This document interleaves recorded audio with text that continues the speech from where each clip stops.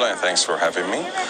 Well, as a matter of fact, there's going to be much difference because after 8 years that President Rouhani was in office, promising to improve economy through détente with the West, and especially through the nuclear deal, so that the sanctions, the U.S. sanctions, are removed against the country. He failed in his policy to improve economy through removal of sanctions, and Iranians have learned a lesson.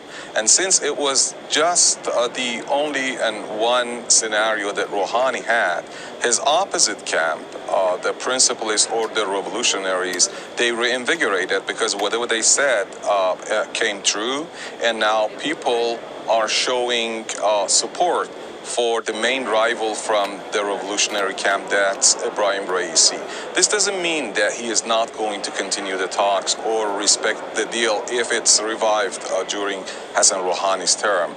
But it means that most of the weight would be shifted to developing Iranian economy, expanding ties with the regional states, including the neighboring states like Turkey, and as well as expanding ties and cooperation and focusing on expanding strategic cooperation with those states that are not much affected by the U.S. and the Europeans, like Latin America, Africa, China, and Russia. So we expect that Iran's foreign policy would be balanced. This doesn't mean that there would be a radical effort to cut off ties or negotiations with Europe or America, but there would be a balance, and more efforts would focus on developing and activating Iranian economic potentials. So there would be, all throughout the past 8 years, there has been a failure in President Hassan Rouhani's government. Many Iranian elites, experts, the Iranian leader, they were calling on the government not to rely too much on the nuclear deal with the United States to improve economy, and at the same time work on activating and reinvigorating Iranian economic potentials. But they didn't do actually much in that respect. And also, they never made serious efforts to expand ties with those states like China, Russia, Latin America, Africa, and even the neighboring states that are very much willing to expand cooperation with Iran. Their main efforts were focused on the U.S.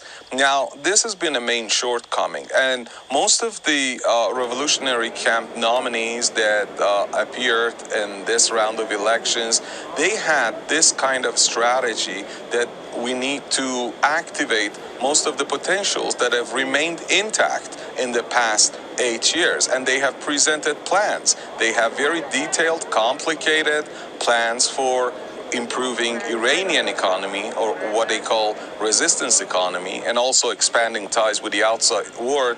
In addition, those countries that want to expand ties with Iran on equal footing, including 28 nations that are already under sanctions, like Venezuela. Iran sold a record volume of petrol to Venezuela last year. For the first time in history, Iran exported gasoline for about $2.6 or $7 billion last year, and that meant a lot to the Iranians, showing that there are many intact potentials that could be activated if Iran works on a detailed strategy, a practical one.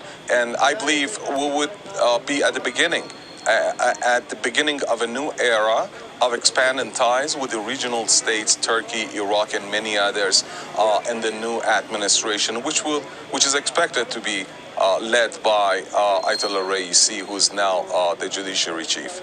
Right.